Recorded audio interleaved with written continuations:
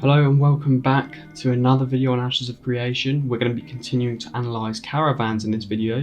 One of the comments in the last video suggested that they would like a more in-depth video on exactly how caravans work, rather than just how caravans affect the economics of the world. So today we will be doing that. Now there are three different types of caravans in Ashes of Creation. We have mayoral caravans, quest-driven caravans, and personal caravans. Mayoral caravans are launched by mayors, and they are for establishing trade routes with another node. Node governments can enter into trade agreements with the other nodes. Each node entering into the agreement can designate caravans with materials to be sent to the other, improving the economy of both nodes. This will give experience to all involved and contribute to the node's growth, as well as helping to construct buildings. So for example, if the mayor wanted to build an apartment system in their node but didn't have enough of a certain resource to do it, say lumber, and that there was another node that specialised with its freeholds in and had a lot of lumber mills, they might set up a trade route between the two. And the first node might have something of value, such as a mine that they're sending the raw ores over to the node that produces the lumber, and then you have mayoral caravans going backwards and forwards between them. Now, the second type of caravan is quest-driven caravans. Quest-driven caravans are used for trade routes between nodes as well, but they are system-driven.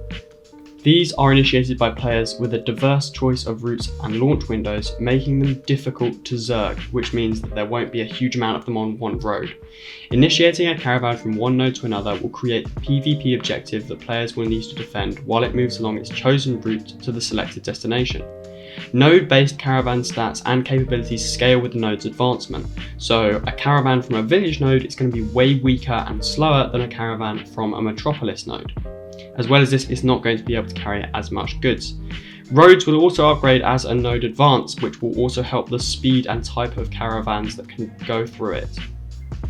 Finally, the third type of caravans are personal caravans, and these are self-directed or player-driven. These are initiated by the player, who essentially becomes the caravan. They can be land-based and water-based, which are naval caravans, and we'll move on to them in a minute, and the player drives and directs them.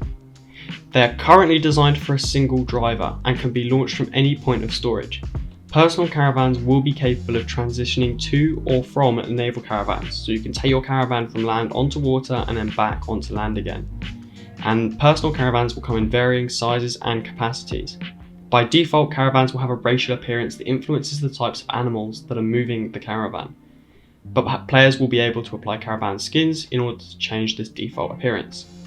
So on to naval caravans. These are known as trade ships and are part of the Ashes of Creation naval content. Naval caravans allow the transportation of trading goods. So as I said before, they're capable from transitioning to land and then back onto sea. And they will come in varying sizes and capabilities. So over the course of the game, if you wanted to have a self-driving caravan, you could upgrade it. Now, certain ships within the Ashes of Creation world can be hijacked by pirates, but naval caravans can't be hijacked. The cargo on a trade ship will be similar to caravans in that the ship must be destroyed in order to capture the loot from the wreckage. This doesn't mean you're safe. You can still be attacked by pirates, but they won't be able to board and take your caravan. They'll come and they'll attack you, they'll sink your caravan, and then they will be able to take the loot. Now, personal inventories in Ashes of Creation are very limited, and they're tied to the backpack that you have.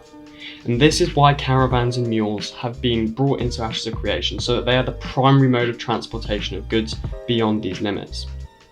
Mules can carry roughly 10 times more than backpacks, and caravans can carry roughly 10 times more than mules. So this means your caravan can carry 100 times more resources or goods than you can carry.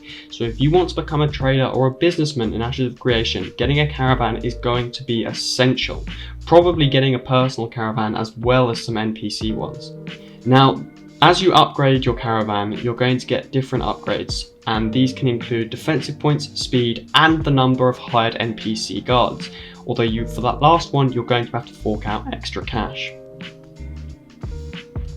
So let's circle back a little bit to Caravan Pvp. Now, you can learn about PvP in one of my previous Ashes of Creation videos, where I talk about the military node and we go over bounty hunters and PvP in that, and I will link that here.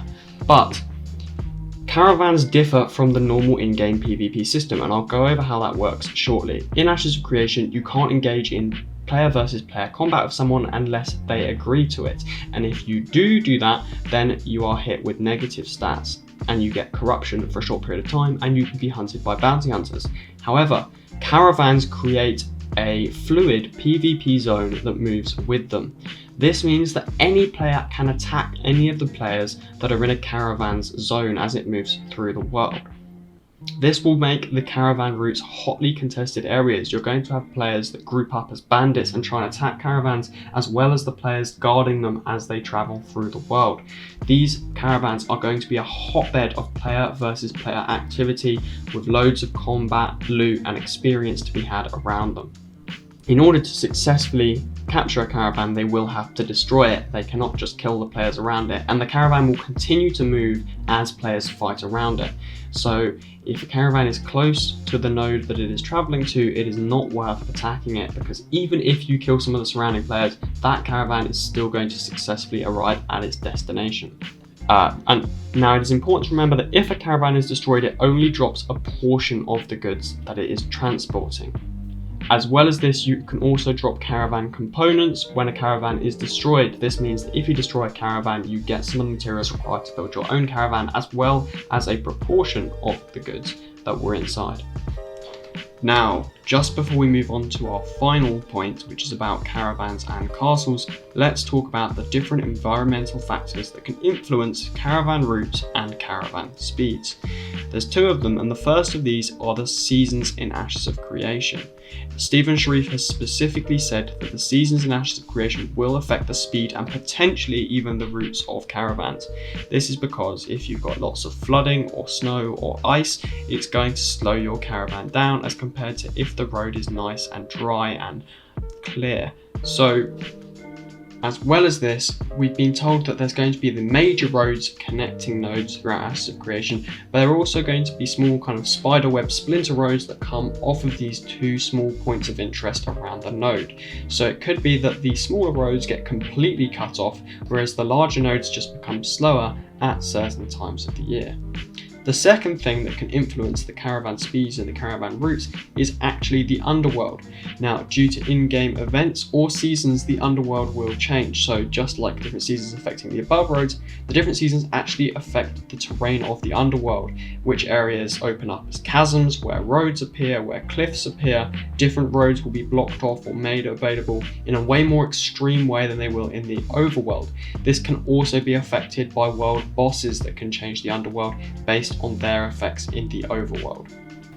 Finally, caravans will also be used to benefit castle nodes around the map. Now, there's going to be, I think it is 5 castle nodes within the Ashes of Creation world, and caravans will be sent to provide supplies for them, and these supplies are going to be essential for upgrading these castles for the nodes that have them.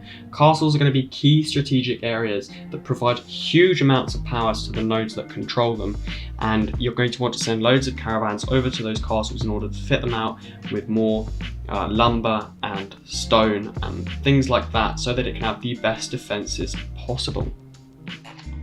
So, to sum up, there are 3 different types of caravans you can use in the in-game world: mayoral caravans, player-driven caravans, and non-player-driven caravans. These caravans can go on land or on sea. Your caravan's upgrades can be increased to provide extra strength, extra armor, extra soldiers, extra speed, and extra storage space. Caravans will be influenced by the size of the node, the types of roads they're on, and the seasons and in-game bosses. Caravans will create a moving, fluid zone of PvP around them for anyone who wants to fight within.